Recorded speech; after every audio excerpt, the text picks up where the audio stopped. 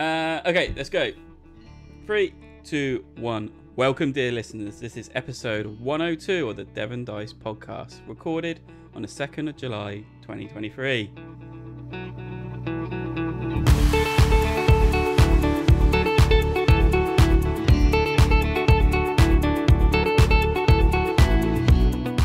Hi everyone, my name is Joel Wright, the host of the podcast, and joining me tonight is Nick Shaw, the podcast resident board game designer. Hello folks. Dr. Lewis Jones, the podcast classic board game player. Hello everyone. Sam, the champion of the Clank universe. Howdy do.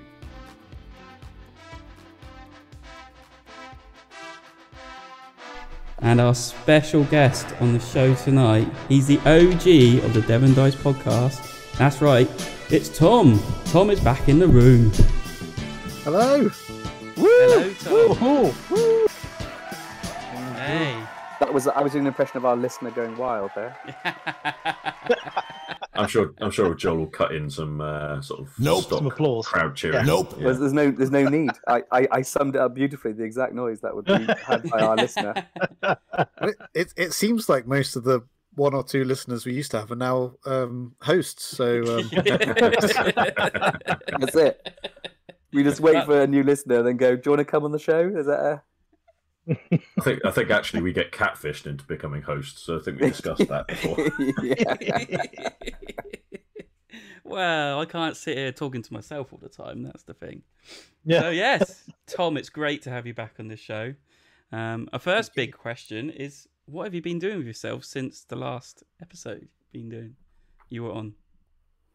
well, that's not in the show notes. I do this all the time.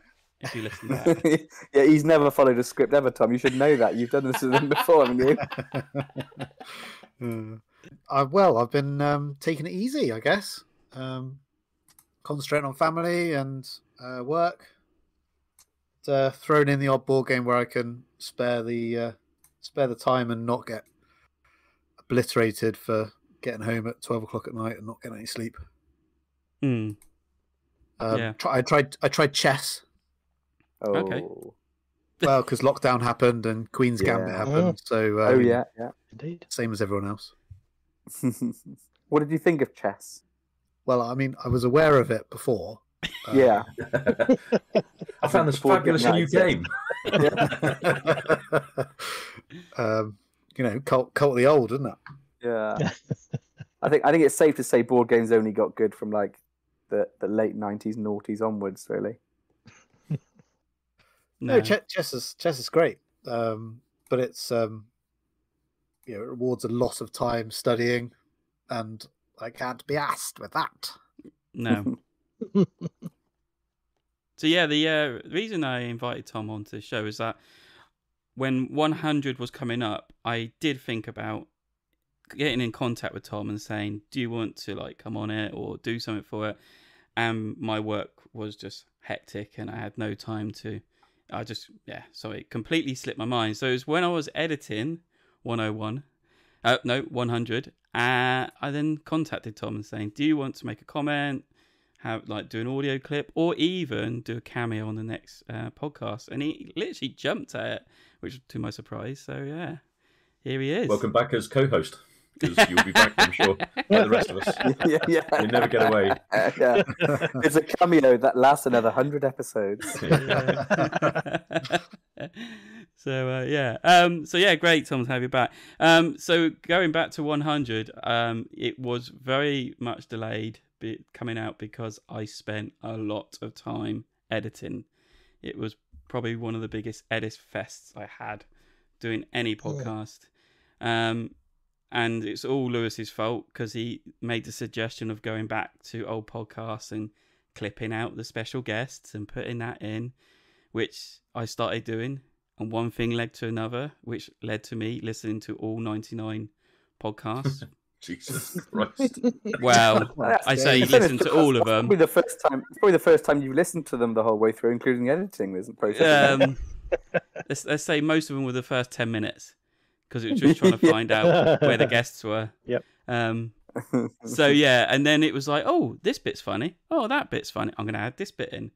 And then I started doing a spreadsheet to track stuff because I was like, I wonder who's done the most podcast shows with me. And so, yeah, now I've got a whole tracking sheet, which I will share with you lot. And then I also realised some of the stats I put on 100 were slightly incorrect. So, Whoa. yeah. Whoa. Sorry, guys. So all in all, before 100, there was 112 shows that went out. Two of them, one of them was a bonus one, which was the GridCon 3. There was 6 vlogs, 5 unhinged, 2 two-parters, and 36. For some reason, I missed completely. I just skipped the number. Easily done. Easy done. We had a total of 17 guests, but 4 of them were returning guests. So that was another thing I got wrong. 4 It's returning going to be guests. riots now, Joel. For goodness I sake, know. that's it. That's it. incompetence. Plymouth's going to be up in arms. Paris is going to look relatively calm. So the 4 returning guests were Justin, Michael, Ollie, and Bill, who was actually going to be a co-host, and he only made it for 2 shows. I'm waiting for Sam to jump in, but he's not.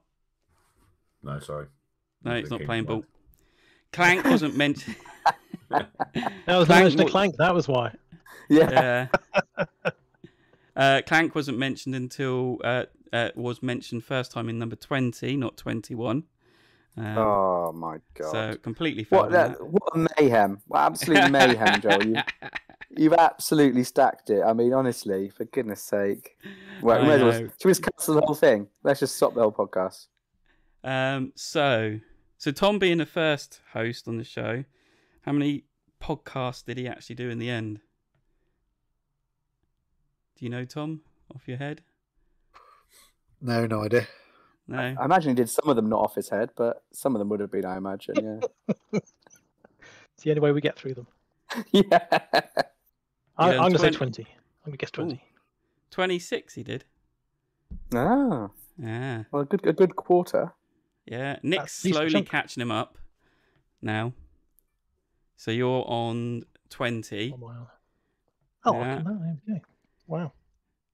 Lewis, you're just ahead. Oh, am I? Yeah, on 40. Oh.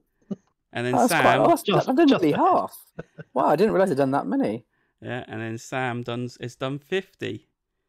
Oh, yeah, I've done half. Wow. Half a century. He has. And Joel's done them all. Joel? How many have you done, Well, Joel? yeah, I mean, a bit weird. Like I did put a tick box in for myself just to make sure that I did do them all. But so yeah, I'll show you this. I'll share this lovely spreadsheet I spent loads of time doing. But yeah, I hope you lot enjoyed 101. It was a bit of a bloodfest, but I've had 3 weeks off work, so I've had all the time in the world to do it as well as everything else, and actually quite enjoyed it. And yeah, never doing it again. I was about to say, in future, you might start editing episodes, or just gonna. Never. No more Like editing. Phil. That's it. No more. That's it. I'm back to work He's tomorrow. done for the next That's it. 100. So yeah, hope you lot did enjoy 100, and here goes another so many that we can manage to do. I'm not promising anything, but Full dedication to the listener there. That's it. yeah, we're a bit light on news this week, thankfully, because there's 5 of us on the podcast. Yeah, Origins Game Fair announced their attendee numbers, which were 16,000 unique attendees for their show this year, which is almost half of the UK Games Expo unique attendees, which was 31,000, I think. So it looks like Origins is still not catching up quite to its pre-COVID times, although I did know the pre-COVID numbers were only 20,000, so they were actually pretty low back then as well compared to UK Games Expo. So UKG isn't now probably officially the 3rd highest number of attendees for a board game convention in the world. It looks like it's cemented itself. It does depend on what you count as attending, though, because at least half of the attendees of the UK Games Expo at any one time are in the bring and buy queue. So... They don't count at all. I don't know if it I wonder counts if Origins attending. as a bringing by, you can count them off as well. Yeah. Yeah. Can't be as bad as the UK Games Expo one. Certainly waiting in the queue was half that time, wasn't it? That was half Was the for Joel. Poor Joel. Lewis, you Yes. like your classic games, don't you? I do. You do. So, Mystery of the Abbey, a new reprint. Have you played it? Mystery of the Abbey? Yeah, it's an old classic coming back out. Classic Bruno Fiduti design. No, I've never even heard of it. If you're not, I've never played it, so I That's can't really comment on it. It's one of I don't know. the earlier Days of Wonder titles. yeah. Yeah, this one actually I gave to my sister and brother-in-law about, I don't know, 10, 15 years ago. And they just had a clear out and gave it back to me. Nice. So I've got it in my collection now. There we go. So you don't need this copy. There we go. Is it any good? That's the question. It's Cluedo, but without the dice. Okay. Yeah, Well, that's It's fun. a gamer's Cluedo, basically. But yeah, this is it originally came out in 1995, so this is Cluedo is fundamentally quite a fun game. Does the yeah, reprint come with a bell? arguably. It should do. The original did. What's Came with a In what? that case, it definitely should do. A little bell, because it's about monks and they ring the bell when it's time for prayers. There is a bell Brilliant. token. Comes with a bell token, but not an Not a actual bell. bell, unfortunately. Wait, I'm having a look at the unlocked stuff. Let's see if there's a real bell. That'd be perfect. New stuff's never as good as the old stuff. No. How have Move I the never bell. heard of this game? It does look like Cluedo. But I do quite like Cluedo. The base element of Cluedo is actually quite fun, the deduction side. But I mean, you'd like this then, Yeah. because it's instead of rolling a dice and spending 5 turns in a row getting a 2 and not getting into any rooms, Yeah. you just Painful. get you can move 1, 2, or 3 spaces into rooms. 1, 2, or 3 rooms or whatever it is. I can't really remember. The thing that always got me about Cluedo is why you had to be in the room, but you could just move the people and the weapons at any time. Like, what? Why? That doesn't make any sense, does it? Can you imagine if you had to gather up the weapon Yeah, it's like and then transfer it to the room while someone And else then is trying to get the revolver off you? the person towards the room as well. You got to like get in their way, so they got to move around you or something down the corridors.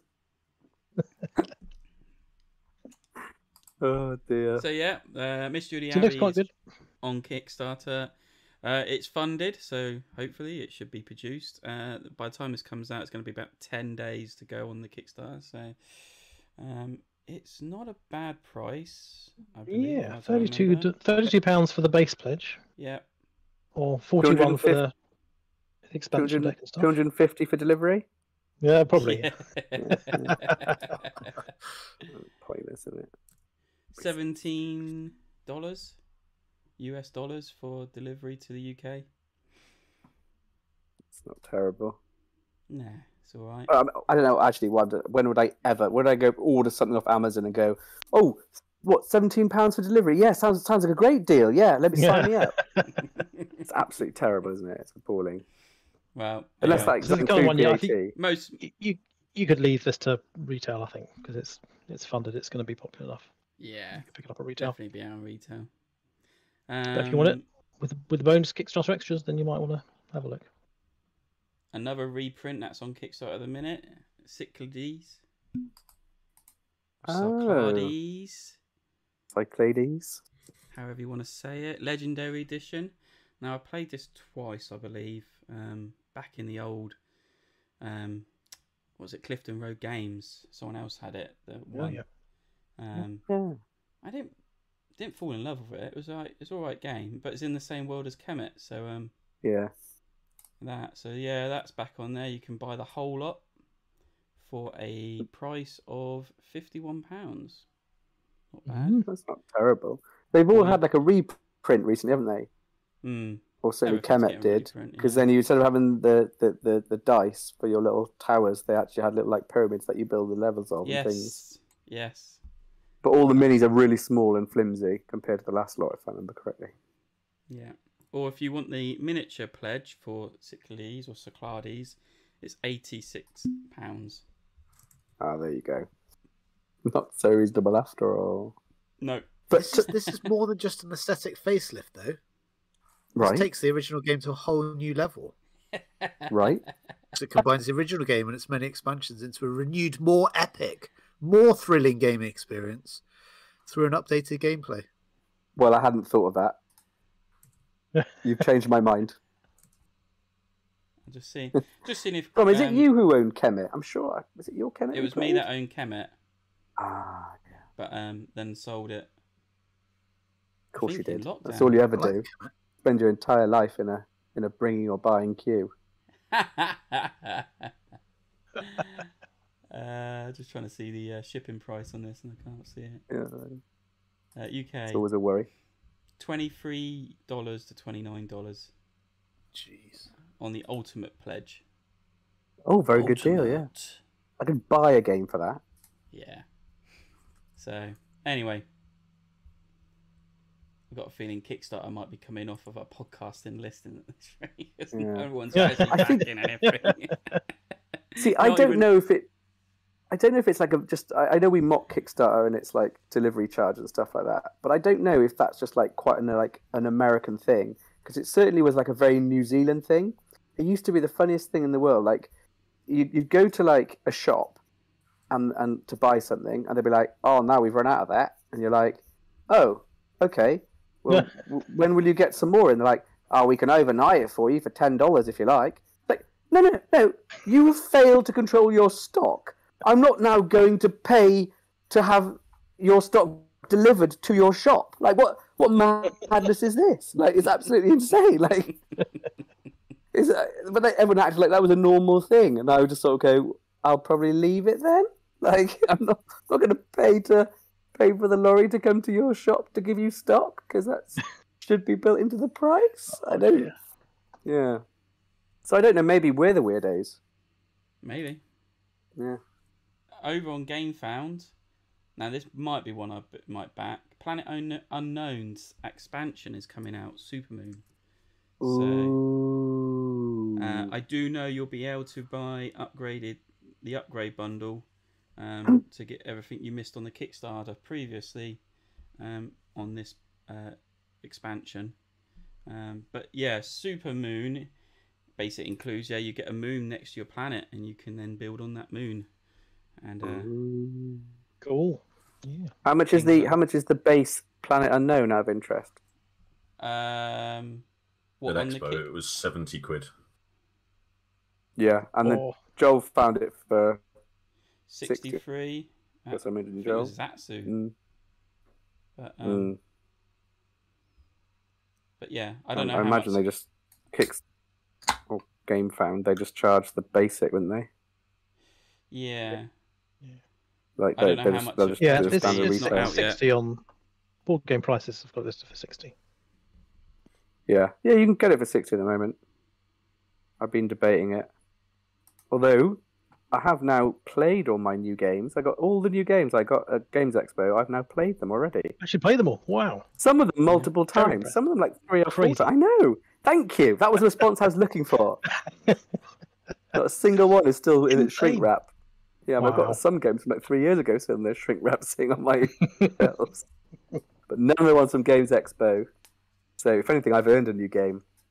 So I'm telling my wife anyway. A game that caught my eye when I was looking through GameFound is called Train Rush. Just the cover grabbed me, and I was just like, "Yeah, that looks trashy and fun and Bit probably steampunky. Yeah, it's taken a while to load up. I don't really know what's going on. It's basically set in a post-apocalyptic Oh, that's a lot of world, but you're using trains to transport stuff around. You trade, exchange on resources, and develop your like your country. It says here, but your faction and grow economy like that. So it looks very good. But I don't know any more about that because it's up and coming game. So it's just a placeholder at the minute. It's not releasing for another 130 days, so plenty of time to know what I'm going to do with that. In fairness, Yeah. that's a big difference for us because normally we tell people about games that are just finishing on Kickstarter. Yep. And they've missed it All by the time finished. they've got any chance of hearing the podcast. So at least you've done this one, about a third of a year too early. So that's an improvement. Absolutely. Love it. Nick, do you want to do Escape? Yeah, this is a weird one. So, Escape Curse the Temple, which is a very good game. And it had a new family box version put up on Kickstarter by Queen Games, with a very low funding goal of just over £4,000.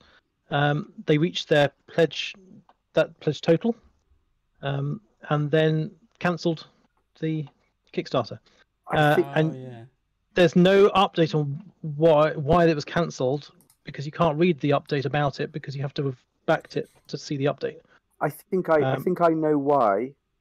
Oh yeah, because I looked at the Go on then. Kickstarter, and I think the reason they cancelled it is because somebody then looked at the Kickstarter and looked at their stock and went, "We've already released this, and it's called Escape Curse the Temple Curse the Big Temple." Box."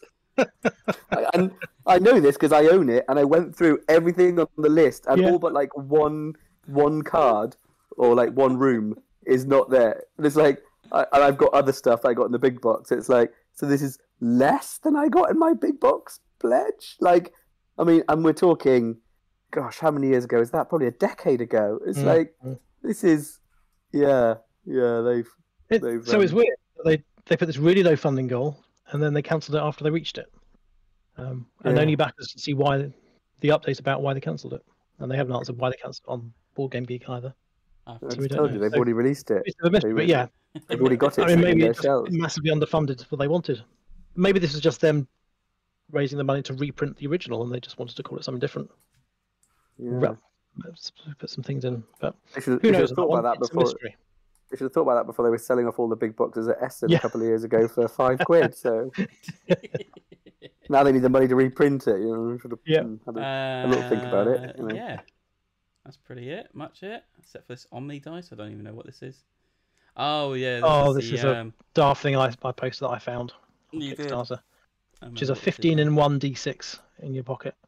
It says it's revolutionary. 15-in-1. It's a D6 which every face has a little, almost like a roulette wheel with a little bead in for different counts, or a number of beads, so you can do multiple things. So it's harder to see than normal polyhedral dice, and the minimum price is, let me just check, £46 for the super early bird. For something where you could buy a set of polyhedral dice and it would do exactly the same for get one OmniDice. £46 for a die. Yes. But it's a die that has got 15 different faces on it. Right. If you back it on Kickstarter, you're getting 34% off. What? So you have to mark it under one of those. You have to mark it under one of those things that seemed like a good idea when they made it, and it looks amazing in action, but actually in practice, it's something that no one ever wants. Will use. You would never be able to read this across a table. It would be impossible to see across the table. You say that, but Nick never misses a dice, does he? Nick, you've always got something about dice. Have you got a little thing for dice? Are you a secret RPGer? Is that what it really is? I'm not a secret. I do like RPGs, but I don't play many. You do like your roll of rights as well. I do like rolling dice. It's very aesthetically pleasing, very tactile. But yeah, this had a low funding goal of was it $5,000? It's made $132,000. So clearly, some people want it. I wonder how big this dice. Oh, it's actually quite large. It's huge. It's quite chunky. Yeah. No, it's got to be so you can actually read in my pocket. Chance of reading it. But these tiny little beads inside, I don't know how you're going to read those across the table. I bet it gets static and they get stuck and things like that. Like if it's... Yeah, probably. Also, each face has got different coloured beads in it, so you kind of if you're only rolling one D6, you have to work out what colour you're actually rolling. Colour. Yep. So it's going to be the classic heads or tails, and no one calls heads or tails. No one said what colour we were looking at for the D10, so we're going to have to do it again because we didn't know whether it was red or blue. And what happens when it's like halfway across a line as well? Like, isn't that annoying? Or it looks like it looked funny, and you get the option of having it with its little carry bag as well as leather case, so you can carry it around the little clip. Do you know what I think's worked well for a while? Sorry, it's got a leather case with a bag clip. There's also the Christmas mystery bag as well, which is another level. What's the mystery going to be? Another dice with all the dice? I don't understand. It's not going to be the dice at all. It's just the bag. That's the mystery. No, it's going to have a set of other dice in, which are not the dice. It contains one set of dice. Just bought a die to end all dice, and now they give you another set of dice. So if you want to chuckle, have a look at this. It looks very entertaining. I think crazy if you like RPGs, then it obviously makes sense. I think that the times at which I need to use these multiple-sided dice is so limited that. Oh god! Buy a set of polyhedra dice for £10. Well, I got given 2 sets on my table. They're still in the box. No need. Yeah, so you have no need for this dice then.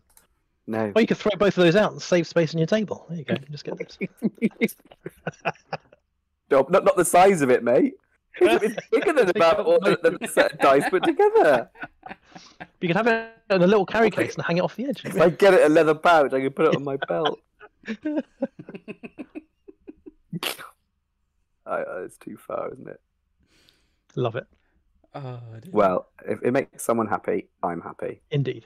It does. Right. Let's move on to games we played. So yeah, like I don't know if Lewis said, I've played all my games now that I've got from UK Games Expo, all 3 of them. So yeah, I'm gonna start with DorfRomantik. I think I fell asleep playing that. Yeah. I really can't understand it. It was just a weird type of game. I don't know what I'll do if it wins Spiel and Jahres because it's boring. Have you played through any of the unlocked bits yet? Yeah, we unlocked 2 boxes. Yeah, we unlocked 2 boxes. Does it make it any more? Better. No, it just makes does it give you any more... aim to do? Is it just getting the highest score? Highest score the previous one. I mean, the first box. What did the first box give you? More tiles. Yeah, just give you more tiles, more tokens. But like it's just like, and then we open up another box. So I think we opened up box 1, and then we opened up box 4, but misunderstood the instructions, so we're just playing with it all. And then we're scoring it up, thinking, "Oh, we're scoring loads of points." And then when I like read through the cards again, it's we weren't meant to add this in. That is the problem of adding rules continually during. We had that with Pandemic Legacy, trying to remember all the unlocked rules. That's it. And especially when we hadn't played it in a month. Yeah. I couldn't. But for something that's meant to be that weight, you want it to be easy to understand. Yeah, I think we both, me and Nigel, just sat there and we were just bored out of our heads playing it, going, "This, what is this?" Well, I've had more fun than playing that game. Just getting the original box of Carcassonne and making a fun map and as big a cast as you can possibly with my daughter. So that is literally looks better as well. So and it's the same game. But I'm not even going to call it activity. So don't get it. I think activity is a better description for what it is. Yeah, I don't really. I blame Joe entirely for being tricked into buying that as a last minute knee-jerk reaction. I'm glad I played it. I'll probably give it another go.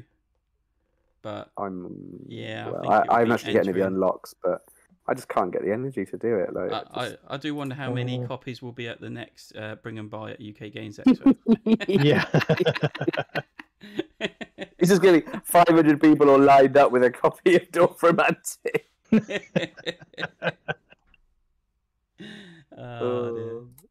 I reckon it probably will take the Spiel there. I've got that. For what? Got that feeling. Terrible. Well, it is. It's more innovative than the other 2 games. What are the other 2 again? Next Station London, which is roll and write, and Fun Facts, which is a fairly simple party-ish game in the vein of Just One. Oh, so the problem they've done there is they've picked nothing decent. Yeah, basically. Yeah. That's an error, isn't it? If you have a shit shortlist, then you're going to have a shit Spiel, aren't you? Yeah, I can see that. Yeah, Spiel de Jahres. Yeah, they got themselves in the right bind. They have.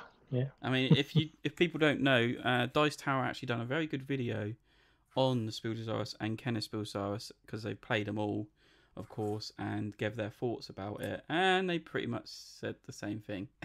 It's like, they think DorfRomantik's going to win, and then but it's not that great. So No. All right, let's move on.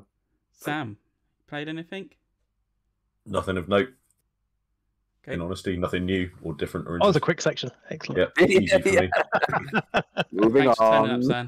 I did actually play Namigi, which is the follow-up to Kaido. Oh yeah, yeah. Okay. The sequel, sort of sequel to Tokaido. So same mechanics as Tokaido, except it does away with money as a thing, which actually I think works better because it sort of takes away that sort of stress point a little bit and makes it even more sort of chill in a way. But in Namigi, your fishing boats going around the island, trying to get the best catch you possibly can, as that's essentially your money element of it, while doing the same things of finding your panoramas and that sort of stuff. Yeah, it was really nice. There's nothing more to say about it. Same sort of look, same sort of style. Very pleasant way to spend an hour. Yeah, it's good. Oh. Very good. Other than that, I've been playing Heat and Clank. Good game. More Clank, yay! Got that in there. Yeah, You got it in. I It was thought Clank. we were going to get through. It's Clank Catacombs again, which I do enjoy, but still not as good as original Clank. It's so... crap. Catacombs is crap. Hate it. Really, no, genuinely, like I love all the other Clanks. I really do, because I mean I'm not obsessed with them like you guys are, but I do appreciate Clank, and I think I rate it as a very, very. The more is very good games, but Catacombs is terrible. It destroys everything that's fun about that game. The fun part of that game is picking a target and going, oh, can I make it? Or can I push my luck and make it all the way to there? Should I go a little bit further and grab that and then do it and planning and getting out? Where you just drawing random tiles and be like, oh, is there anything good? I've got 10,000 points. Oh, is there anything good? Oh no, I'm dead in some backwards, unescapable, dead end. Oh, this is dull, isn't it? Oh, well, okay. What's the next tile? It just takes all the fun out of it. Oh, nice. However, I know that's sort of slightly hyperbolic, but at the same time, I think it's not too far off what my feelings are as well, really, and why I'm not so fond of it, because it does feel like it's a harder game to play. It takes longer to play. It takes over the whole damn table. Like you're constantly kind of having to move things around to sort of fit the next tile in because someone wants to explore in a weird way that means that you have to, you just can't. It just ruins it. And I think the more I play original Clank, the more I realise it's not really an exploration game. It never was. It was a race game. Push your luck. Yeah, it's a push your luck. Can I get there before they do? Can I engineer it so I can get there first? And like we said in the show before, it's like the complaint that, oh, well, you never feel like you're exploring a dungeon. It's like, well, you're not exploring because you basically, in my mind, you're almost like the regular raiders of the dungeon, and you're sort of going, what new stuff can we find? It's not like you're trying to find that one treasure. It's like the 30-point treasure is basically the deepest stash, and you're going down to see if you can get another really good one from down the bottom where the dangerous treasures are, sort of thing. And that's kind of thematically, I think it actually works just as well, if not better, than Catacombs for me still. But you know, I'm a Clank purist, so I'm gonna collect it, so I'm gonna keep it. But it's definitely my second favourite of the two base games. Yeah. Third favourite if you count Space actually. The best one. You missed the best one. That's your problem there. Well, that one annoys me because when I kind of stopped playing that one when I managed to draw my entire deck. There's too much deck mitigation. So there is. I was able to draw every single card in my deck to the point where I was just like, I can do everything and buy everything, and it just feels stupid. So there was no control at that point. There are managed to break the game. Combos. Yeah. The only limitation was the Crystal Caves, but if you've got a card that allows you to get through them or whatever, of which there's quite a lot. Yeah, so it felt like it took away all of the tightness of the sort of other ones. Anyway, this isn't a Clank chat. This is. It's not. We can normally make it that way. Yeah. Well, Tom's just put in the script. Is Clank a legacy a thing? Oh wow! It will. It's coming. Tom, you've been out of the game for too long. Yeah, it's already out. We're on round 2 already, aren't we? Yeah, we got the second one's due next year. Yep. Yeah. So, And Clank Legacy. If I had to rank Clank Legacy in there, I mean, I think ultimately Clank Legacy would be my second favourite after Base Clank, but only because it's not a game I've gone back to since I finished playing the Legacy aspect of it. So, but you can. Well, I've got it. I can, but I haven't chosen to do so. It feels like that part of that board is complete. That my story with that particular game is complete, and I don't really feel the need to go back to it. Especially with all the variety I've already got with all the base game boards, or even with Clank Catacombs as kind of tiles. I don't feel like it's quite as. I may well try it at some point, but I don't feel the need to, and I don't have an itch to get back to it. So. Yep, fair. Fun while it lasted. Yeah, I mean, it was incredible as a legacy experience. It was hilarious and entertaining, and felt like you were actually doing something really good. But I think I'm quite happy to sort of go. That was a compartment that I'm finished with now. Cool. Awesome. Right. Lewis, give us a game. Well, it's very interesting that Tom is on the podcast this week, because on Wednesday, with my local group here, we played a game of Flamme Rouge, mainly because we played a game of Heat a week or two before, so we wanted to kind of, same company, kind of compare the evolution of design. We like to have little runs of games that we like to compare things. And I've only ever played, before this, I only played Flamme Rouge once, and it was with Tom. And I can't remember if it was Tom's copy or Joel's copy, but we played it way back when. And obviously, I'm sure everyone knows Flamme Rouge is a cycling-based race game. And prequel to Heat, in fact. So it is the prequel to Heat, hence why we were playing it. And the basic premise and the difference between Heat and Flamme Rouge. In Flamme Rouge, you've got a set deck of a certain number of movement cards, which will almost certainly just about get you over the line. But when you play a movement card, it's gone from the game forever, as your cyclist runs out of energy. So you have to use a mechanic of sort of slipstreaming to gain some extra spaces, so you can get ahead of the pack. And when we played it before, my memory of it was Tom set off ahead of the pack almost from the first corner, and then carried on all the way to the end without slowing. And I was deliberately playing cards trying to make the most of slipstream, thinking, "Oh wait, he'll run out of energy," and he never did. And he just crossed the line miles ahead of the rest of us. And I was like, I think I've missed the point of this game because it seems terrible. So I don't know if we played it wrong or anything like that. So I was like, this game's terrible. Why do people like Flamme Rouge? And we never played it again.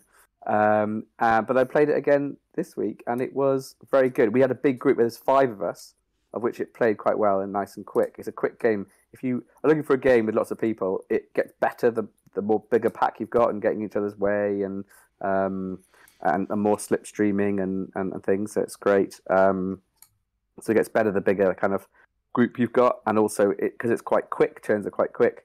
You don't really have a lot of downtime. In fact, almost zero downtime. Everybody choose cards at the same time, and then you just go through moving all the bikes based on what people have played. So it's kind of really, really quick, good large player count game, and we had a lot of fun with it. Actually, it was quite cool, and I felt it did mirror cycling quite a lot. More I felt than the last one. I don't know if Tom we were playing it wrong, or Tom just had the most amazing draws where he just got like the perfect card every single time to never get caught up, because the one we were playing, I'm not sure if we did it when we played with Tom before. You guys might remember, I don't know. But if you're at the front of a pack, you've got to take like a tired card that makes you move at kind of only 2 pace. So if he was out there the whole time, his deck must be full of slow cards, but maybe he got it so each time there was 3 slow and 1 fast they could use. And it can happen. That's how I won a game. I got really, really lucky with my last 3 turns, doing a Tom, pulling away from the pack a bit too early. But I not quite as early as Tom did, but I still won a game with it. But yeah, it's quite fun. Little race game. Awesome. Do you remember it, Tom? I do. Fond memories. just superior strategist and tactician. Sprint, go. And what were you playing with an expansion? Because I'm pretty sure it only came with 4 players when it first came. We were playing. There was the expansion. It's what's the expansion called? It was in like a little box. Peloton, yeah. So that came with 2 extra players, Right. and also it comes like an extension for the start board where you can have this like breakaway, and you have this little mini bidding game for like 2 bikes that like start off on like 8 spaces ahead of the start line, and like the top 2, like you bid your energy cards, like movement cards, and then if you get there and get put in the space ahead, you lose those cards like you've played them. Yeah. Everyone else gets to keep theirs. It was from our point of view, we played it for the first game and we didn't bother for the second game because there was a lot of faff that nothing really happened. Like they kind of got ahead, and then most of the pack played their like highest movement card and basically caught up with them by the first corner. So we were all in one big pack anyway, and nothing had really changed. It was all just a bit. It's a lot of work for not much benefit, we felt. So we just played vanilla after that. Nick, Disney Villainous. Or do you want to do Next Station London? Since it's No. Do Disney. Do them both. Do Disney Villainous. I want to know if that's any good because I want to think about getting that for my kids. I'll do. So, a friend from the club owns a copy of Disney Villainous, and I've always wanted to try it. So he's lent me his copy with 3 of the expansions. And I've been trying it out with my kids, and we've been really enjoying it. The idea of the game is that you are each playing a Disney villain, trying to enact your evil scheme in your own realm. And every character has an asymmetric win condition, and all of them play slightly differently in how they do the actions. So you have a deck of cards, which is your villain deck. You have a deck of what are called fate cards, which are basically the heroes of the story that come out and start interfering with your evil plans. Bloody heroes. And you have 4 spots on your board, which kind of scythe like you can move your character to anywhere you aren't already on to activate all the abilities on there. And those are things like draw cards, move, play a card, discard a card. And then you can enact fate on another character, which means you then draw cards from their fate deck and play them on their board, and it blocks some of the action spots. So it limits what they can do. And they then have to build up their allies to then take out those heroes to help them win.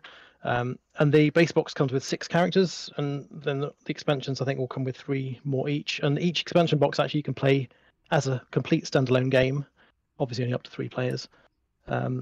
With the base box you can play up to 6 players with all of those, and it works very nicely. It's good fun. I'm not sure how much replayability it'll have once you've played through all the combinations in the base box, but with the variety of all the characters in all the expansions as well, and they don't seem to be slowing down on bringing out expansions, and they've got the Star Wars version now and the Marvel version.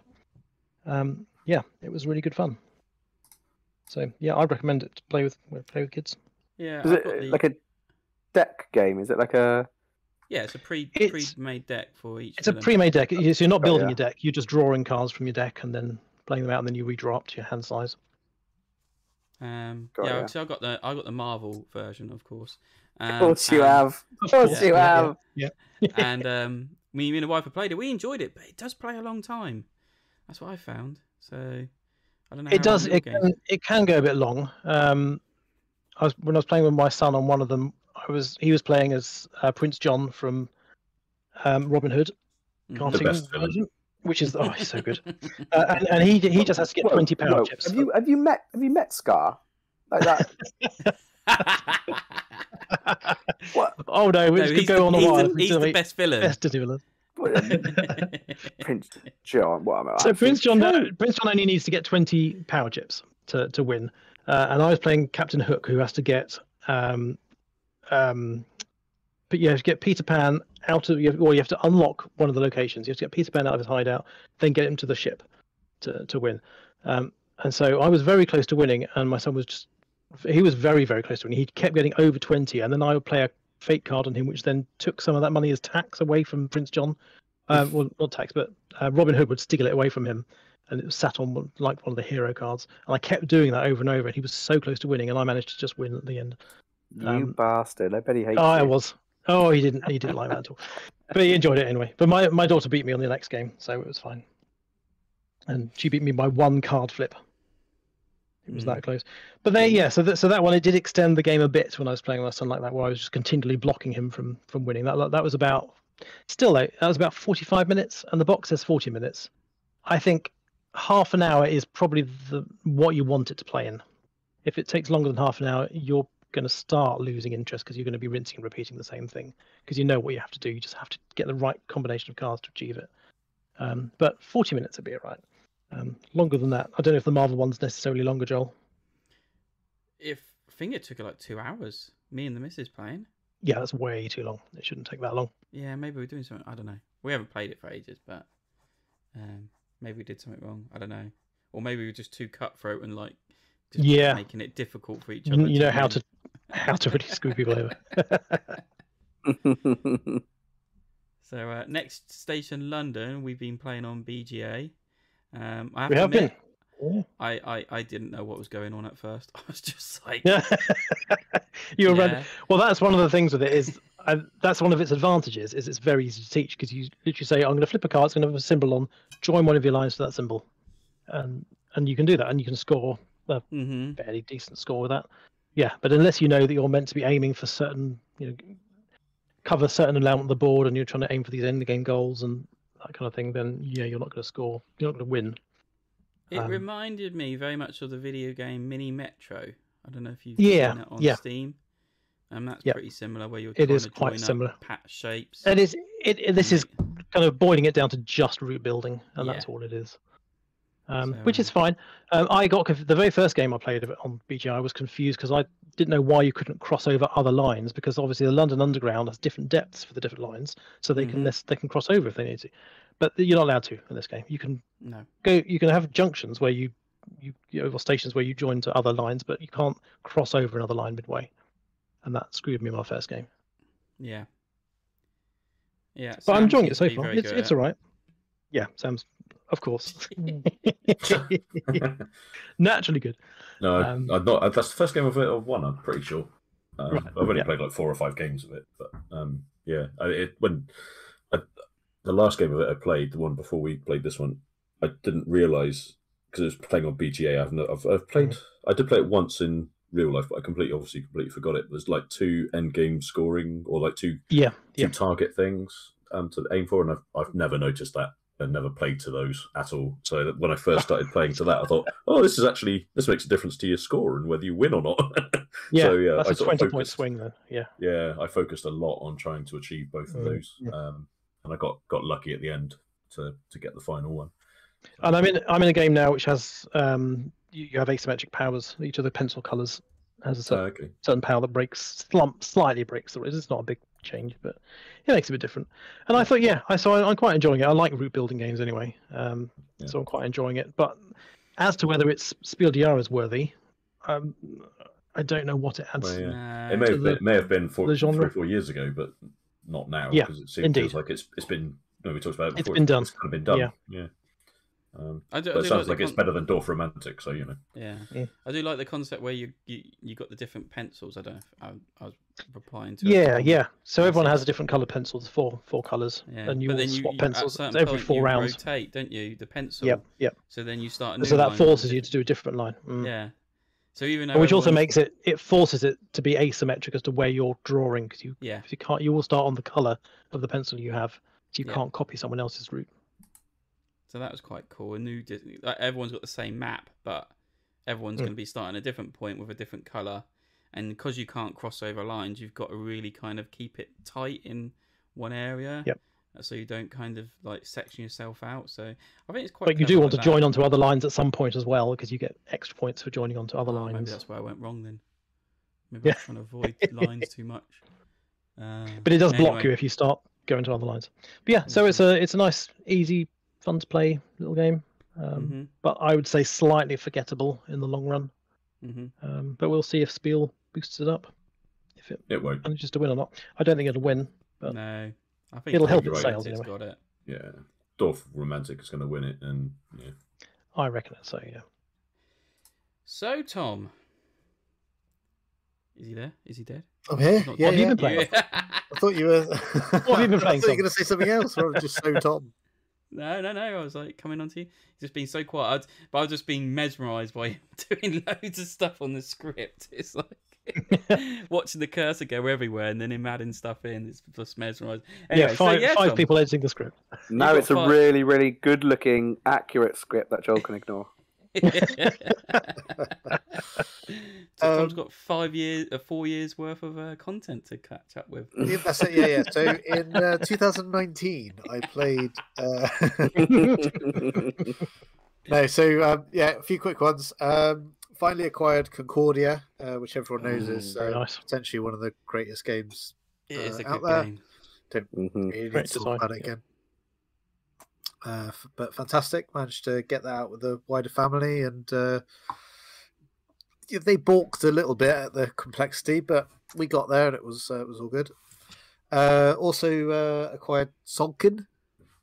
Speaking of complexity, great stuff. Yeah. Well, I played this brain player with my wife, and she beat me, and I didn't even let her win.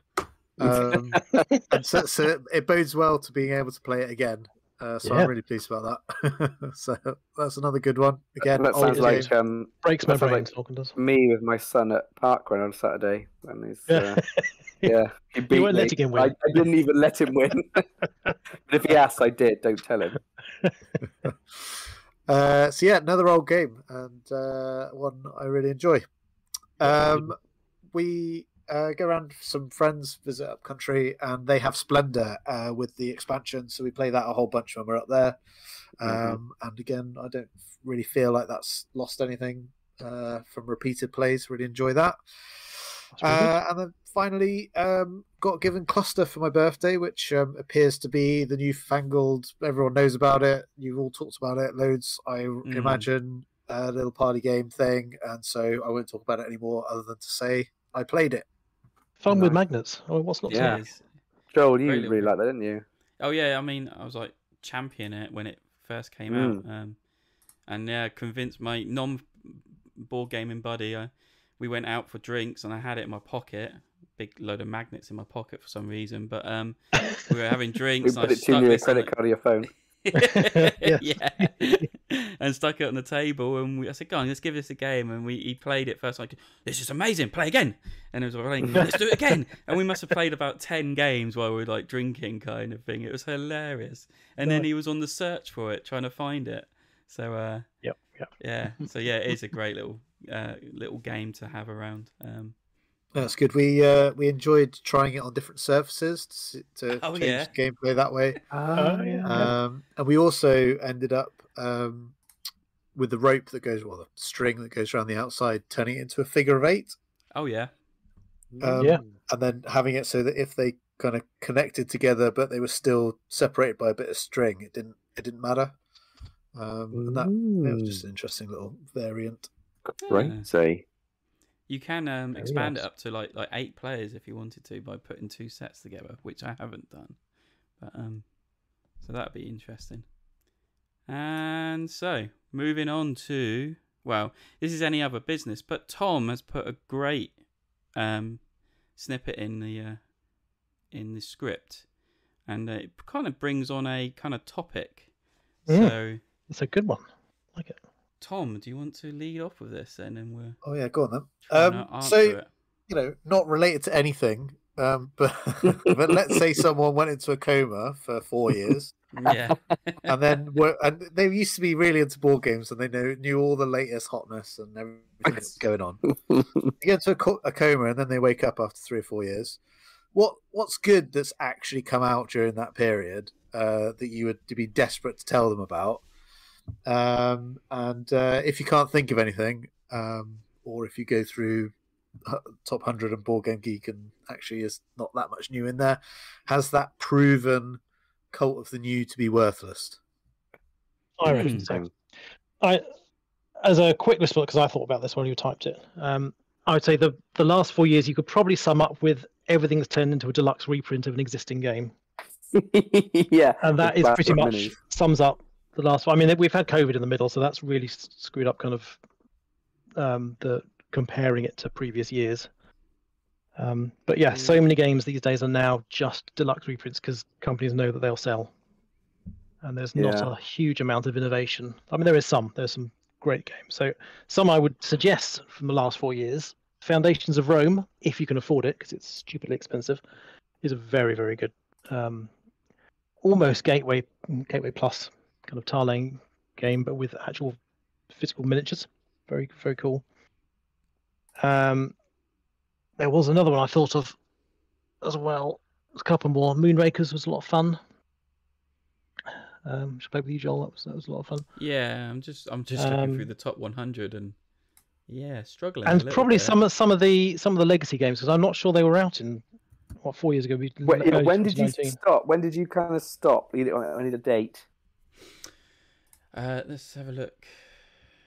It was a long time ago. It was late 2019.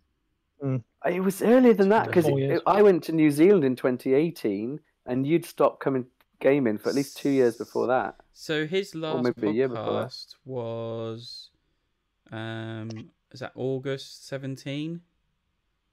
Yeah, that makes sense. Okay. Yeah, I was still gaming a bit though. More even after. Okay. I was looking at the what? How did I gauge it? Board Game Geek, and I suppose if you look at the top 100 and see what you recognise from the post 2019, Arc Nova, very good. So yeah, that's the biggest one, but then that's just a mix of loads of mechanics squished into a game, and it is a good game. I really enjoy. So, Tom, you played the original Brass, didn't you? Yes, I played the Brasses. Well, have you played like the new one, like Birmingham and Lancashire's the reprint, but have you played Birmingham? I can't remember which one I played, but I think I did play it as the reprint. Right. The reason why I said 2019 is because Wingspan came out in 2019, and I never got to play it, but I'm sure it was around then when I kind of... Wingspan is very good. Wingspan's good. Lost Ruins of Arnak, 2020. It's well worth a play. I would say.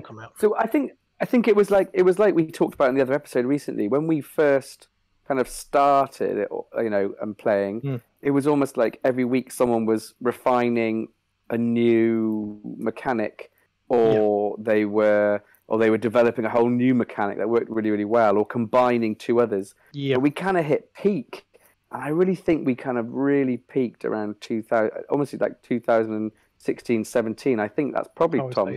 Partly, I suspect, why you kind of went off it a bit, because I remember there was the group of us, and we were always buying the next game or playing the next game, and they just started getting very poor quality, very high volume, very poor quality. And I think I don't know. Obviously, you had lots going on, I'm sure, but I'm sure that added to the reason that you kind of moved maybe a little bit more away from gaming, because because it happened to me as well. Maybe a year or so afterwards, because the quality of game just dropped so dramatically that you got bombarded with stuff of just like utter rubbish. But there's been about 1 or 2 games a year that have been noteworthy and good games, I'd say. The only thing that jumps out this is kind of like right at the, like you say, the 4 years, is the Clank Legacy.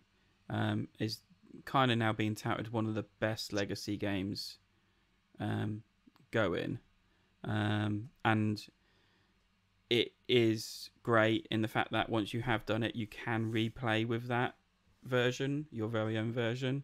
Right. But yeah, looking at the top 100, it's hard to actually pick out a defining game in the last 4 years that is different, brings something new. Yeah, brought something completely new. Yeah. Arc Nova is one that is high up there, but it is just a mashup of a load of other mechanics. But that's okay. I think that's allowed. A lot of them are just reprinted stuff again. Dune Imperium got a lot of I've only played once and didn't really like. I need to try it again. What was that? Obviously, Dune Imperium. Oh yeah, tell me about Dune Imperium. Is that like the old Dune? No, very different. No. It's a worker placement cross Much better with than deck builder kind of thing. So it's a race to 10 points, but it's effectively your worker placement plus deck building plus racing to the points plus having battles. Plus doing a bit of track movement kind of stuff. Yeah.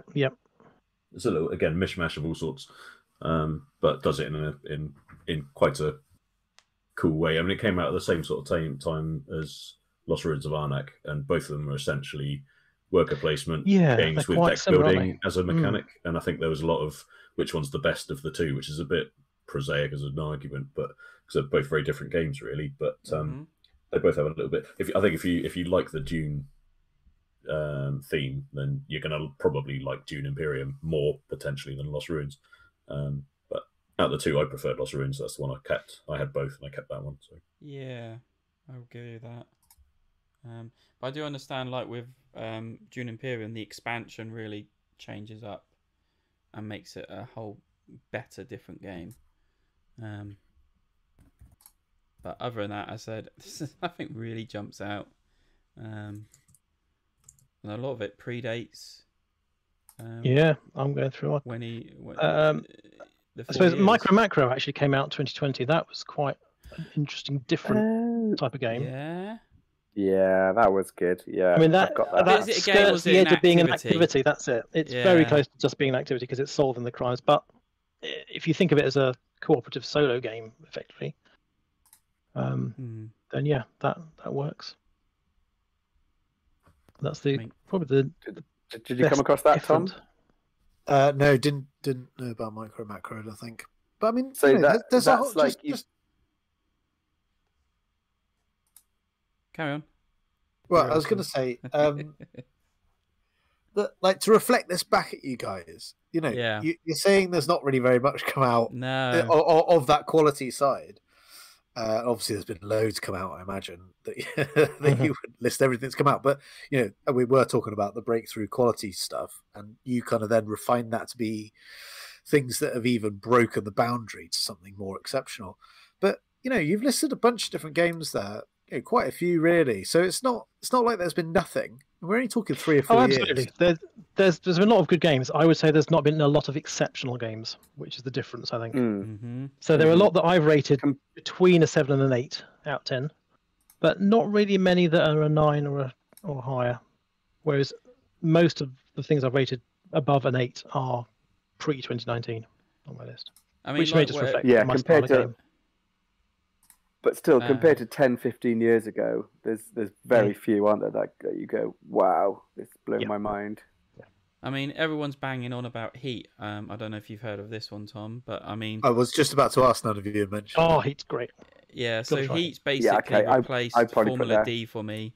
And it's a next step up from Flamme Rouge. It's from the same designers. Yeah. But it is a great racing game. And every time I play it, I played it with a family. I literally played it last night with new people, and they loved it. And I think what's great with it is it feels like it's got the rubber band mechanic that Mario Kart has. No one seems to get away in the lead. No one seems to get left behind. You always seem to be quite closely grouped up.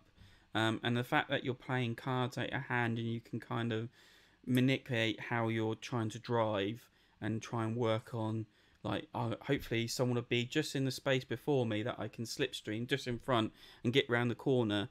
It's just so much more involved, more strategic than Formula D ever was. I mean, that was just roll of dice and hope for the best. Yeah. But it was the game I wanted Formula D to be. It was just without that really disappointing dice roll. Like you line everything up perfectly. You've got yourself in the perfect gear, come out the corner, and you roll the lowest possible number, and somebody 2 gears below you goes twice as far as you. You're like, why did I jeff and bother? Like, what a waste of absolute time. Whereas you don't get, or if you do get that, you have more control of that in Heat. And you the more you play it, the more you realise as well, like how much more strategy and skill and control you can have. It's really quite clever. I really like it. And you Okay, get so maybe much that game does content. stand out. Yeah, so much content you get in the box, in just a normal box as well. You get 4 maps, you get like all the core stuff, plus you get several modules that you can add on just to expand it and make it better. I mean, every time I play with someone new with it, I always say, right, we'll play with the core bits first, and then we'll have another race, and we're going to introduce this upgrade addition to it, where you just upgrade your deck, and you're going to have a slightly asymmetrical deck to all the other players, and it just changes that up and takes that to the new next level. So, yeah, Heat is like possibly a great game if you're thinking of something different that way. Definitely worth looking at. Oh, I tell you what we've forgotten. That was What? brand new and changed absolutely everything in 2020. Dragomino. Wow, won the Kinderspiel, wasn't it? That year. Exactly. It changed the face of board gaming. We hadn't seen anything Children's like board it game, before. Yeah, I mean, King Domino and Queen Domino are completely different. Well, they haven't got dragons in. I mean, it's a different world. Exactly. It definitely wasn't just reskinning stuff. So, see, we nearly missed that one. God, what are we did. talking Absolutely. Thanks, Lewis. for Look at us bringing it moaning. back up. Yeah. So has that helped Still you, trying to Tom, find a catch little up more. in the last? 4 Yes, years? yes, I'm all up to speed. You're all up to speed. Awesome. So yeah, my other bits. So I've recently changed jobs. I'm now not cleaning houses and cars and things like that with my power washer. I've become a car mechanic because I've been playing Car Mechanic Simulator 2021. Oh, love it. You do pick the shittest games on Steam, don't you? You are a Steam sale person's Steam sale designer person's dream. You are. They're like, what shit can we put on sale to make Joel spend some money? That's I don't need to spend money. It's Xbox what's it? Xbox Pass or whatever it is. So it's all there for me. Yeah. Just download it and then play and just mong out while I unbolt wheels from a car, change a tyre, put a new one on, check the engine, unbolt all that. I must have done 1,000 and more bolts. But it's just one of those. Like, it's like earn money, upgrade my garage, upgrade my skills, get a new car in, think, oh yeah, this is a rust bucket, take it all apart, put it all back together with new parts. It's just... Would you want to play a VR version where you There is a actually have VR a spanner version, in your hand and you have to manually undo each nut and bolt? There is versions like that. House Flipper's got a VR version like that. Yeah, I think there is a VR version of Car Simulator. I did wind up my brother-in-law, who is a mechanic, saying your job's easy. I can quite actually do this. It's like you just look at a car and all the wrong bits that are bad pop up red. And he just, oh yeah, that's the problem with the car. He's like, yeah, mate, that's exactly how it is.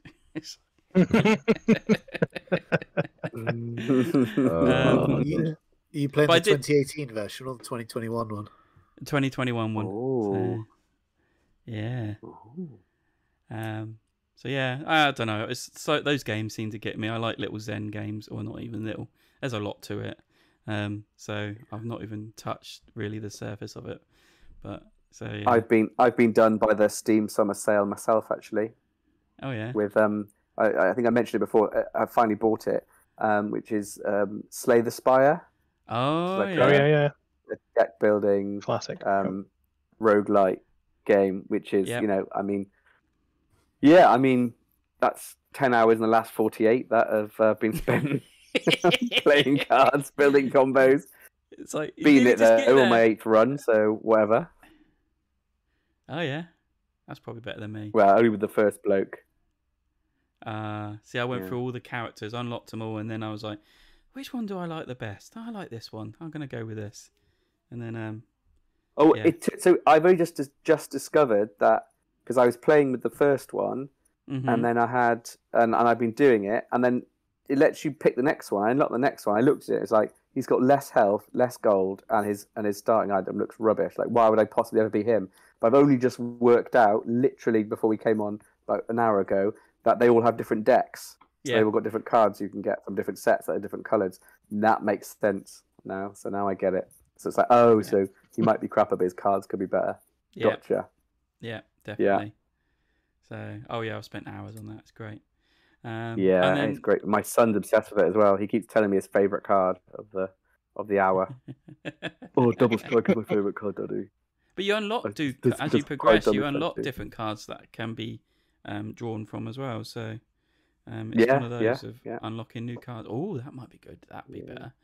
But then it can really screw you over with some stuff, like the relics it gives you. It's like, that's really good power, but there's a real negative side to it. Like, you can't draw more than 6 cards, or you can't do this. And it's like, do I want that, or do I want this? So, but yeah. Well, when I got through the second boss of the second level, and I got the reward for not taking any damage in a boss battle, I knew I was onto a good deck. That's why I knew it was going well. Because it's normally a time you're going to get smashed. Yeah, my deck was strong. I missed it already. Shut up. The other thing. The other thing I've seen is Spider-Man Into the Spider-Verse. Nice, yes. The first one was great. This is like just as good. The visual effects, the video, I mean, it's animated, but the visualness of it is just like eye candy. It's just beautiful. The story's great in it too. And then there's just so many Spider-Mans in it. It's just like, there's that Spider-Man. That's right. And throughout, my son was watching it, and he was just like, that's so-and-so. That's from the video game. I was like, shush, just let's watch the movie kind of thing. But, it's such a great movie. And what really got me, because I didn't even know about this, it's a 2-parter. It literally is like getting to a really good bit, and then and end credits start rolling as well, and I literally jumped out my seat going, no, it's to be continued. And the missus like looked at me, did you know that? I was like, no. And she's like, yeah, they got another beast coming out. I was like, I'm gonna have to wait for the next bit. So yeah, if you've not watched the Spider-Man Into like the Spider-Verses, they are such good films. They're like one of the better ones. That's so good. The animation's just amazing. So yeah, really brilliant, and lots of twists. I've got a little story about that. Go on then. So I was on a walking holiday in West Wales of all places, and a pub that we stayed at. We were sat kind of just having a drink after our walk and having a chat to people, and we were chatting to this couple of American couple, and the girl on that was an animator for that film. Wow. And it had just come out like that morning.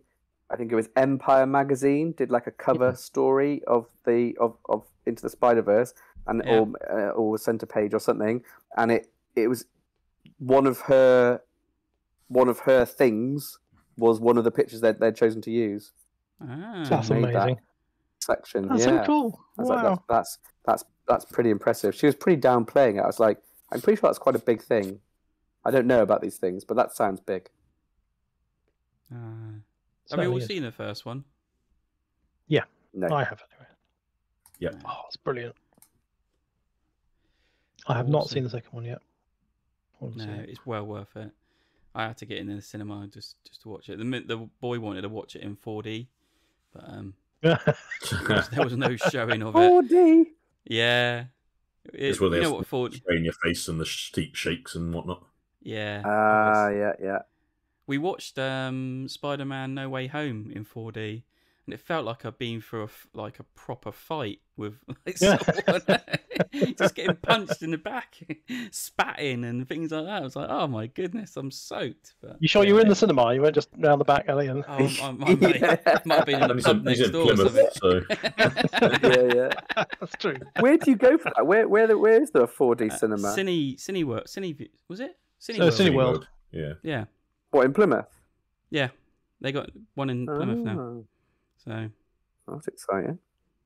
Yeah, it just opened up before COVID hit. Yeah, good timing. And then Cineworld went bust, didn't they? And they're now struggling along. But so yeah. Sam, I'm really interested on your thoughts on this. Oh yeah, man. I've actually been messaging a dude in Bovey Tracy who's got an Xbox Series X for sale because I need one now. Because the thing I'm most excited about is the release of Starfield in September, which is the new Bethesda RPG. So think what's it called? Elder Scrolls in space, basically. Yes. Can't wait for that. Just cannot wait for that. There was a big Xbox showcase event, so like their E3 presentation, essentially, if there would have been an E3, and they showed over an hour of stuff like making of and interviews with the designers and creators and artists and everything, and it was just like, yep, count me hyped. So instantly started googling how much a second-hand Xbox Series X is right now. It's going to be an exclusive on Xbox, so unlucky PlayStation players. Yeah, I honestly thought it was going to be all platform, but they would put it onto Game Pass, which is what's going to happen. They're putting it onto Game Pass. But I thought that would be the unique selling point. So they'd actually just be like, yeah, you can still play it on PlayStation, but it's like £100 or something. But they're not. It's going to be an exclusive. So yeah, well, I think Microsoft own Bethesda. Almost like they're trying to. Yeah, but I thought they're trying to prove the competition. I was going to say it's almost like they're trying to prove the UK Competition Markets Authority right. Well, yeah. I mean, what's really annoying though is that they said. I mean, bearing in mind, I've got PS4 and Xbox. I'm going to get an Xbox now so I can play Starfield, but I'm fairly sort of console ambivalent. I would have preferred they release it on everything purely because they also said console exclusives are bad for the business. They said that themselves, or bad for the consumer anyway. So you think, well, I'm guessing they said that when they had no exclusives and therefore wanted some, and now they've gone and paid billions for for publishers so that they can have their own exclusives. So it feels a bit duplicitous. But either way, or they said that when they were trying to get their takeover to go through. Basically. So, but they're trying that with Activision, aren't they? And they're not getting it. So that's it. Anyway. But Starfield is. We'll see. But I think Starfield is. No, it won't. Oh my god. Digital slap for both of you. I can see why Tom left. Oh, brilliant. So, were you saying something, Sam? No. Apparently not. Sorry, Sam. Starfield. Oh my god! Jesus Christ! Right, that's it. I give up. I'm off. Lewis, shut up. Let Sam carry on. I've got nothing more to say. I'm just really looking forward to Starfield. So that's it. Cool. Checking out now. In the meantime, I'm restarting Witcher 3. So I got excited about the new Witcher series starting on Netflix and thought, I know, I'll maybe carry on playing Witcher 3. I started a new game of that. Haven't played it in 2 years or something. Restarted it, and now I'm hooked on that again. So I'm not watching the Witcher series because I'm playing The Witcher instead again. So yeah, I think I mean, I was surprised, Sam, you didn't carry on with it because you got an Xbox One and you were banging on about that. I finished it. But when you finish, The Witcher 3 is for my money, is still the best Western RPG of all time. But it's when you finish it, you can restart a new game plus. So you basically keep all the stuff that you've got, and you start at the level that you are at, but everything sort of scales up again. So it's still hard when you first start and things, but it just means you don't have to. You've got all your cool kit and everything. Basically, you don't have to start with rubbish again.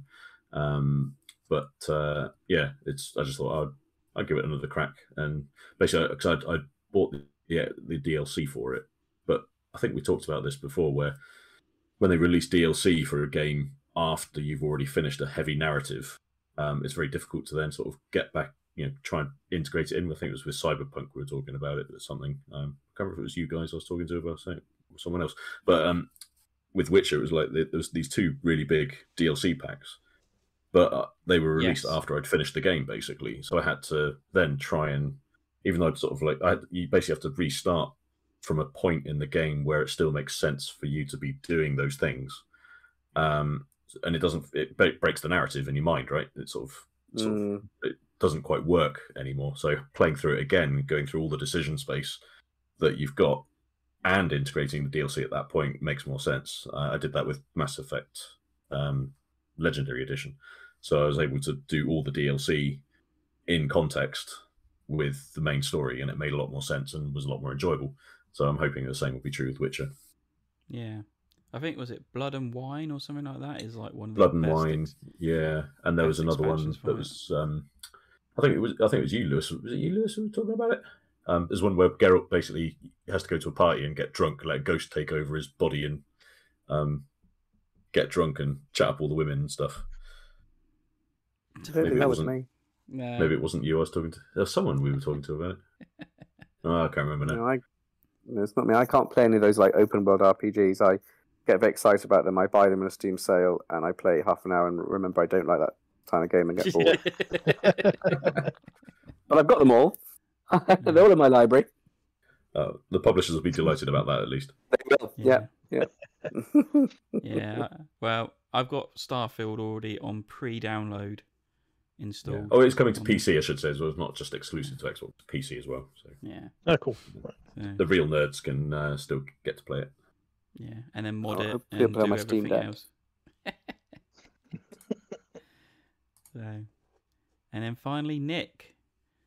Hello. So, I've been having play with ChatGPT, the AI language model that you can try out online with various different bits. This is the actual original OpenAI ChatGPT model.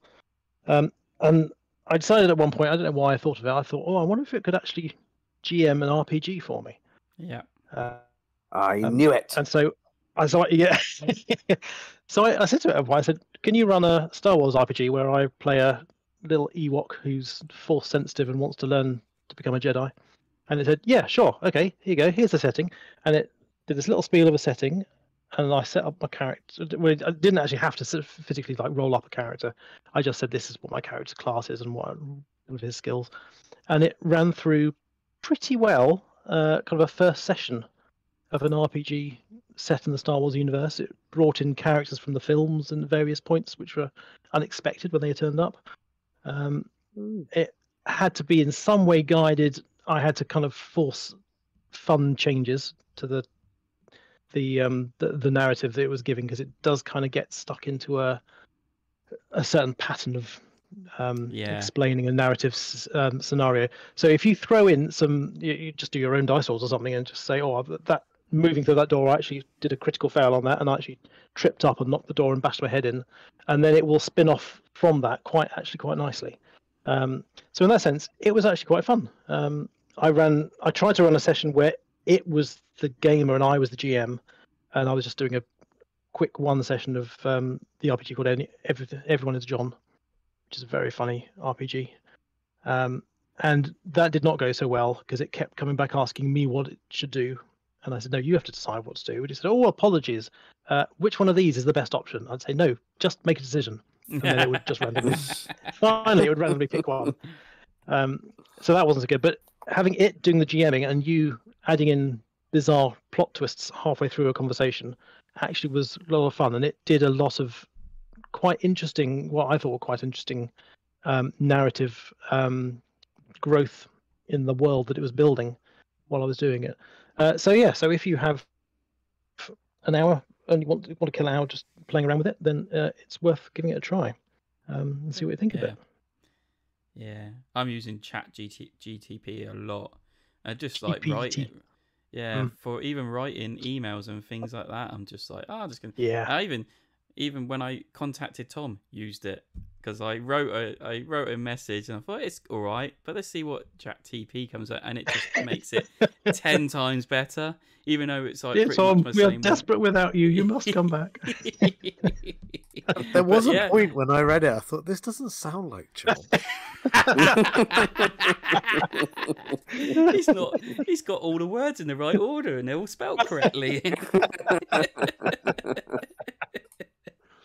No. So I pretty much wrote that message and then just entered it into ChatGPT and said, make this better and make it sound good. And it comes back with it and it's like, this is amazing. Yeah, just copy and paste that. It is scary how it can do some things. Yeah.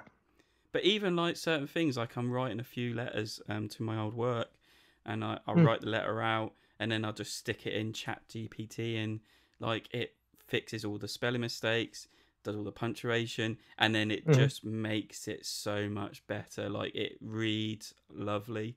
And I was just like, yeah, this is the next best thing until it takes over the world and kills us all. And, until it becomes self-aware. That's the next bit. This is how Skynet happened, isn't it? But once again, Dr. Ian Malcolm predicts the future. They spent so long considering whether they could. They didn't stop to think whether they should.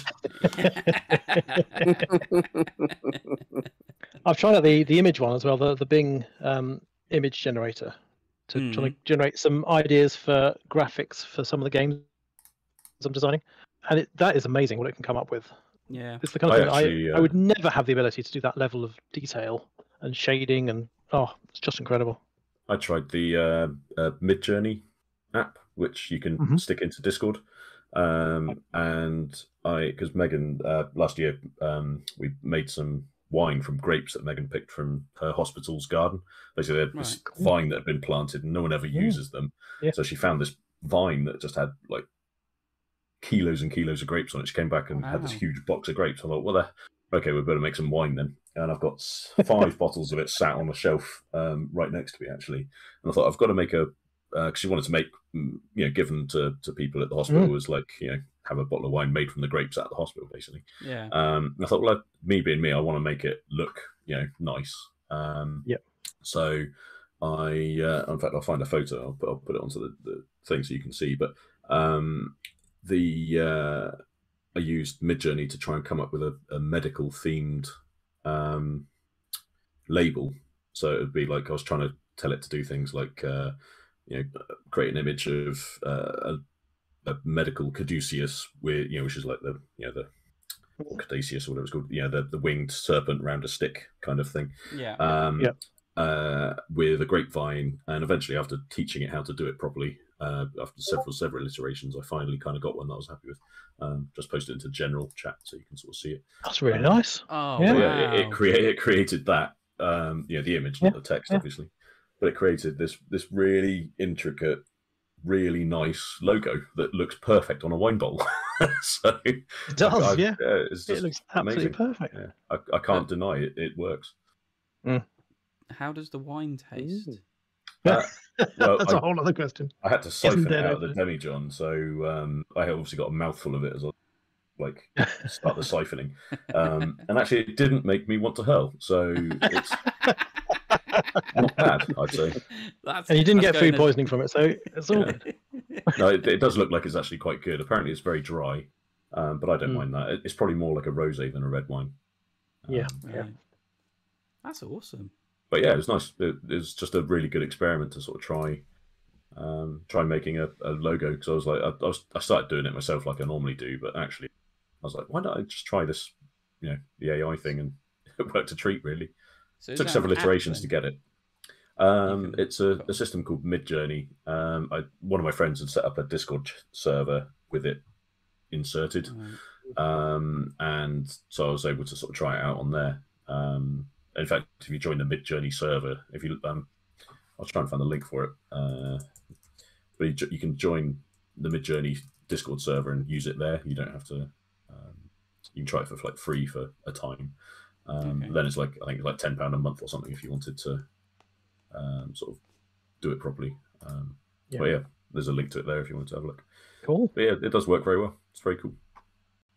Well, Tom, thank you for coming back. No worries. It's been a pleasure. Been really enjoyable. Great to see We'd you. already left again. Left without saying goodbye again.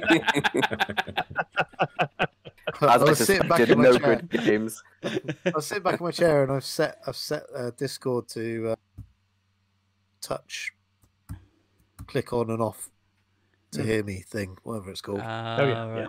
Mute mic and things like that. So I had to shuffle forward to answer. A fine excuse. Well, I hope you enjoyed your cameo appearance back on the podcast.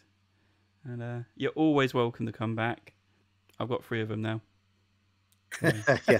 No, you did great. Grand job. Well done, everyone. And I hope everyone carries on listening. Yeah. And, hope so. Well, I hope that's not the last we hear of you, Tom. Hope you come back and guest like next time. well, we'll see. We'll see. 202. I need to play. I need to play more than 3 games in the last 4 years to warrant coming on every time. I see you've got a nice list you've made up there for from our discussion. So, yeah, good luck. Yeah, no, it's been great. Thank you. Awesome. Right. Thank you for listening to the podcast. If you want to leave a comment or a suggestion or something like that, what we can do on the podcast, then send us a message via any of our social media outlets or join the Discord channel for more discussions on board games or winemaking or other things like that. I'd like to thank the guys for joining me on the show and giving up their time for it. If you want to say goodbye, now's your chance, guys. Bye. Bye. Bye. Bye. And big thanks for Tom for turning up for the podcast and guesting on it. And goodbye for me. Check out 100. Check it out. It's a great show.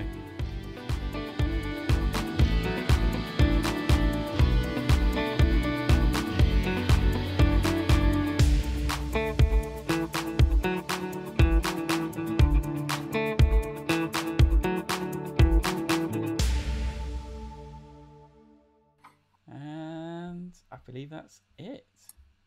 Really? Oh, an hour and a half. That's not bad. That's pretty good for us. Pretty good. It's a lack of news. It must be. That's what it is. It was it's the news that does us in. So I don't know about that. On the high quality part, not the muddling part.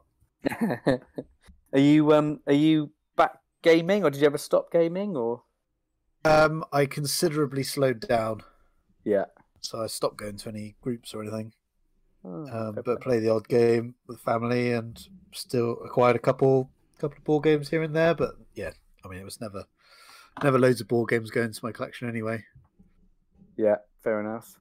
Right, hang on, my dogs are barking at me. I'll be back in 2 seconds because that invariably means they need a wee, and they're going to wheel over the floor. 2 seconds. All right, hang on. All right, come on, Willow. Come on, go. Go on then. Rosie, you come as well. Come on. And go on outside for a week. Nick, I'm hoping you got some news for us because I couldn't find anything. Well, the news is I can't access any Google Docs now. You've lost That's access the big news. to it completely. Let me see what you put in thing. That was that one. That's Planet Unknown re-release. Cyclades Legendary. Oh, we could just skip the news and just go straight for the thing. We've got the Origins attendance numbers. Oh yeah. Which isn't very interesting, but it's it's not up to UKG, which means UKG is still biggest. But I mean, that's not a fair comparison though, because UK Games Expo, half the people in the queue for the Bing and Buy, so you're not actually attending the conference. So... Oh, save that. That's brilliant. I wish you'd just save all this to the podcast because just cut it in later, Joel. We know how much you love editing. Oh dear. Right, Tom, did you listen to 100? Or... I did, and then I listened to the other two that you posted, the Christmas ones. Oh yeah, the best ones. The ones without just Lewis. give them a select few where we're doing vague quality. Right, let's go. I think I'm recording. I am recording. I haven't heard Sam for a bit. Has he fallen asleep? I muted because Megan was in the office. Okay, that's good. I'm back. There's a joke or two in there somewhere, but I'm going to skip it. Nick, just a side note. I think you've actually been blocked from all Google stuff. Because I've just tried to share this spreadsheet with you, and it still says you're blocked. So you've upset Mr. Google somewhere.